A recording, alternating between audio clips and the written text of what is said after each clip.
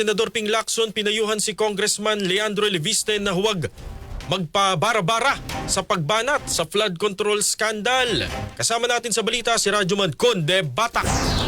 Pinayuhan ni Senate President Pro Tempore Ping Lacson si Congressman Leandro Leviste na maghinay-hinay din sa madalas na paglabas sa balita tungkol sa mga isinisiwalat nito sa mga anomalya sa mga proyekto ng DPWH. Ayon kay Lacson, nagpadala rin ng mensahe sa kanya si Senator Loren Legarda, ina ni Leandro, para humingi ng tulong na mapayuhan ang neophyte congressman na kumalma muna. Ibinahagi umano ni Legarda na dumadaing at umiiyak si Congressman Leandro sa kanya dahil sa tindi ng balik o batikos sa kongresista matapos na isiwalat ang mga impormasyon tungkol sa hawak na files mula sa DPWH. Dahil bagito pa sa politika ay batid niyang hindi pa alam ng kongresista ang laro na kapag bumabatikos ka ay asahan mong babalikan ka, pero hindi ibig sabihin lahat ng kritisismo ay totoo. Payo ni Lacson kay Leviste, huwag araw-araw nasa balita dahil nakakaumay din kung palagi na lang makikita sa telebisyon. Lalo't pinaniniwalaan din ng senador na may intensyong patahimikin ang batang kongresista